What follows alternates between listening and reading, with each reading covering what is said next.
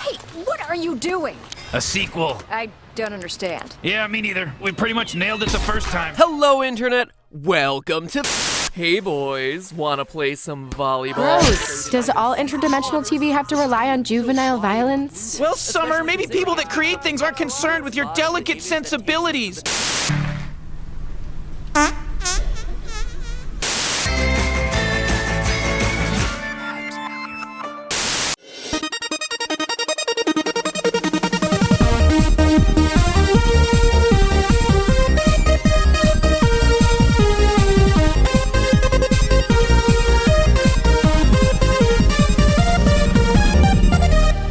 Internet, welcome to Film Theory. Grass tastes bad. Since the beginning of this channel, the single most requested series you've asked me to cover has been Gravity Falls. At the time, I'd never heard of it, but based on your recommendation, Steph and I started watching it, and instantly we had found ourselves a new favorite show. Hilarious characters, fantastic storylines, hidden codes, and secret conspiracies, all while brother and sister Dipper and Mabel Pine solve mysteries around Gravity Falls, Oregon. It was like a dream come true! But from a theory perspective, we'd come too late. By the time this channel started, the biggest mystery of the series had been solved and confirmed. The final few episodes were just about to air. And sure, I had some thoughts about how Weirdmageddon came to an abrupt close and how it didn't really end the series, since you can't erase memories and then have them magically come back without the main antagonist Bill Cipher also somehow still being alive. But with the show wrapped, there just wasn't a whole lot to say. All I had left was a hole in my life. A hole aching for another smart animated series. Well, that's not 100% true. I was left with a hole in my life and a grappling hook! Enter Rick and Morty. It had everything that I had loved about Gravity Falls. It was smart, the characters were endearing, there was even a sense of underlying mystery to be solved. The only difference was that it was just a bit more mature. I'm gonna need you to take these seeds into the bathroom, and I'm gonna need you to put them way up inside your butthole, Morty. My butt? Or should I say immature. At the time, I didn't suspect that there could ever be a deeper reason why these two series resonated with me so strongly. I never suspected that the mastermind behind Gravity Falls just so happened to be good friends with Rick and Morty's creator, Justin Roiland. And I absolutely would never have expected that the two had created shows that not only shared the same universe, or more accurately, multiverse, but had made it so that Rick and Morty is the secret sequel to Gravity Falls. You heard that right. Rick and Morty is the unofficial season 3 of Gravity Falls, a story directly connected to and happening around and after Weirdmageddon. So pull out your journals and prepare to get swifty as we nerd out over the biggest mystery these two amazing shows could have thrown our way. Now, the idea that the two shows are connected in some way has been around for a while. In episode 10 of season 1 of Rick and Morty, Close Encounters of the Rick Kind, there's a tiny Easter egg that started people speculating. As Rick tries to escape getting captured by the Council of Ricks, which is a governing body of different versions of himself collected across other parallel realities,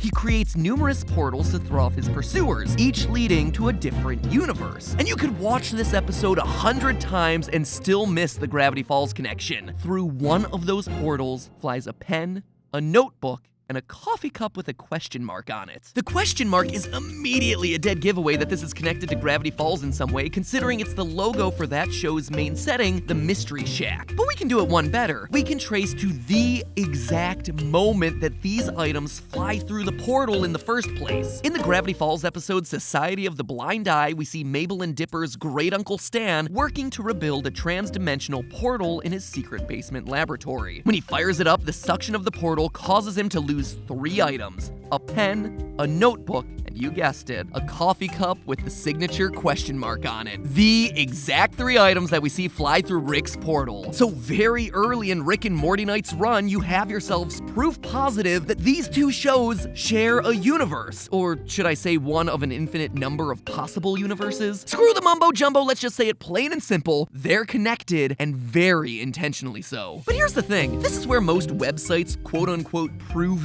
this theory stop. One Easter egg, done, confirmed. confirmed. Way to dig deep there, guys. Watch out, we got some heavy lore researchers over here. Heavy lore researchers. Only the hardest hitting investigative journalism here, guys. But you know what? Don't leave an underpaid freelance blogger to do a theorist's job, my friends, because there is so much more to this theory. For instance, in the episode Big Trouble in Little Sanchez, the B story has Jerry and Beth going to marriage counseling on the planet Nuptia 4. As the two begin their therapy, in the background on the monitor is an odd depiction of some sort of weird pyramid with a tall hat and a single eyeball. The iconic design of Gravity Falls' greatest villain, Bill Cipher. And when I say Gravity Falls' greatest villain, for all you Rick and Morty fans who's never seen the show, let me give you some context. You deserve a prize! Here, have a head that's always screaming!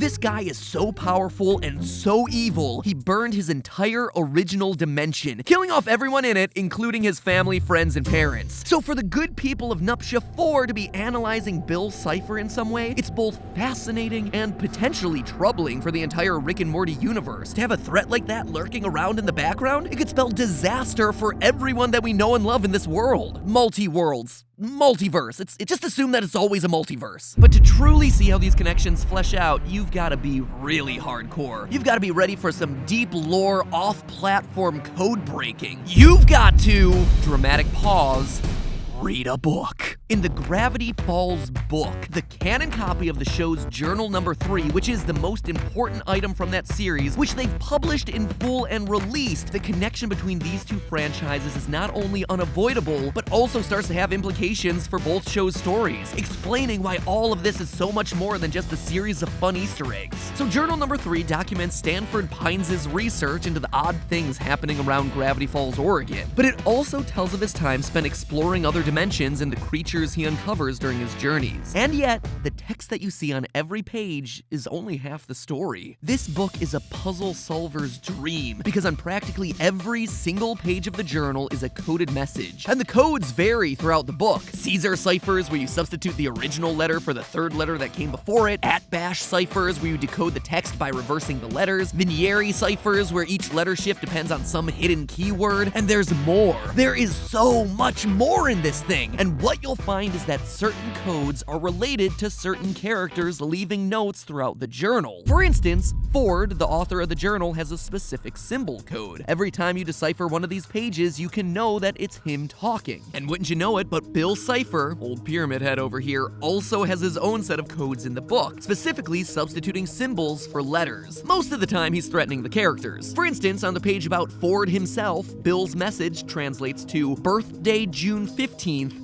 death day sooner than you think. Great! So an all-powerful god creature with a murder complex and propensity for stovepipe hats is not only reading my diary, but adding cute little notes in the margins about my impending doom. And just because this feels like the appropriate time to mention it, remember this was a show that ran on a Disney Channel. And while all the coded messages are fun and interesting and contain little Easter egg references to the main series, there's one in particular that stands out. Ford recounts that for 30 years he traveled the multiverse to determine how to defeat Bill, engaging in many different daring adventures. But in the process, he becomes an outlaw across multiple different dimensions, stealing supplies for his quantum destabilizer, the weapon that he planned would defeat Bill once and for all. He even shows us a copy of his wanted poster in the journal. But here's the thing, in the corner of that wanted poster is another code from Bill Cipher. A code that, when translated, says, "Rick was here." Wait, what? Rick who? In the entire Gravity Falls series, there is no character named Rick. But could it be referring to Rick,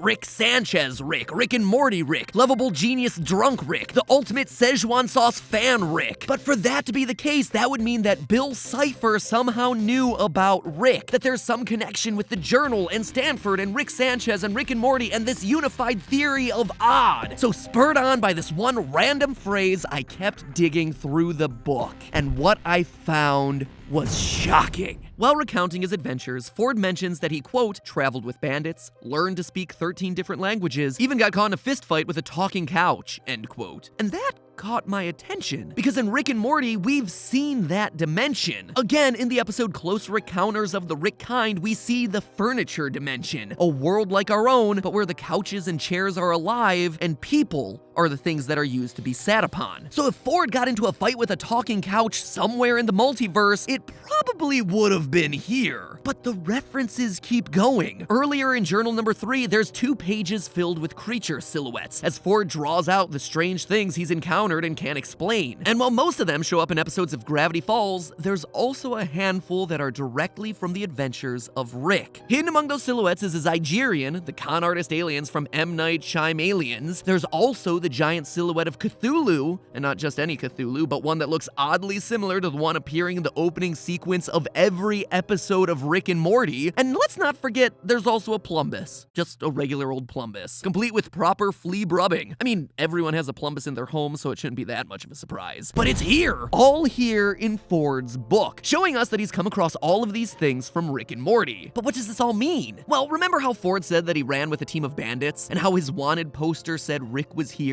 This all seems to imply that Ford was a 4th known member of Rick's gang of international outlaws, along with Bird Person and Squanchy, and that Ford's quest to piece together the quantum destabilizer by stealing items from across the multiverse is part of the reason why Rick and his gang are wanted men. I mean, just like Rick, Ford also eventually hides amongst his family for cover. It's also why Bill Cipher would be the one to leave that message. Bill must know of Rick because he has a history with Stanford and was following the comings and goings of a group of people trying to piece together a weapon that was meant to kill him. And if all of this wasn't mind-blowing enough, we also know that most of Rick and Morty is happening after Gravity Falls' Weirdmageddon series finale, and that Bill Cipher is still a threat. Journal number 3 ends with Stanford writing about the events depicted in the final episodes of the series, defeating Bill, traveling the world with his estranged brother, but Bill is still leaving threatening notes in the background, meaning that he too survived and is probably eager to have his revenge. Holy poopy butthole, Rick and Morty fans, that would be why he was being analyzed in Nuptia 4. It also means that there's a very real, very canon possibility of Rick and Ford crossing paths again, joining up one last time to fight the returning threat of Bill Cipher. And if you think that none of this would happen, that they're still just Easter eggs, the ties between the shows are just getting stronger and more frequent. In the Szechuan-drenched April Fool's launch of Rick and Morty Season 3, we not only see Dipper and Mabel versions of Morty in the background of the Council of Ricks, but we also see a physical copy of Journal number 3 in Morty's hands. In practically the same frame as you see Mabel and Dipper in the background, you can see the reinforced edges of a maroon journal. And the hints just keep showing up. During Rick and Morty's Season 2 break, you could check out the Galactic Federation prison where Rick was being detained on the official Rickstaverse Instagram. And just like a Where's Waldo, if you scout those pages, you'll find a Plumbus. Just a regular old Plumbus, but near his personal effects, you can actually see the Stan mug, pen, and pad lying on the table. So obviously, canonically, the evidence is there and a crossover should happen. But a lot of times, rights issues and things like that make it impossible. But at the very least, as Rick and Morty's Season 3 continues, hopefully there are at least a few more Easter eggs to chew on. And if nothing else, simply knowing that 2 of the greatest scientific minds in fiction were off having adventures together is a pretty darn incredible thing for all of us fans of both series. And that's the way the news goes. But hey, remember, that's just a theory. A film!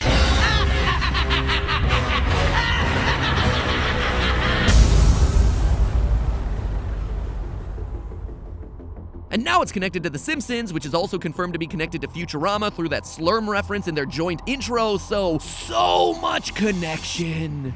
That's all I got. Subscribe, please subscribe. More Rick and Morty on the way. Please click that button, please. I'm begging you. Our livelihood depends on it.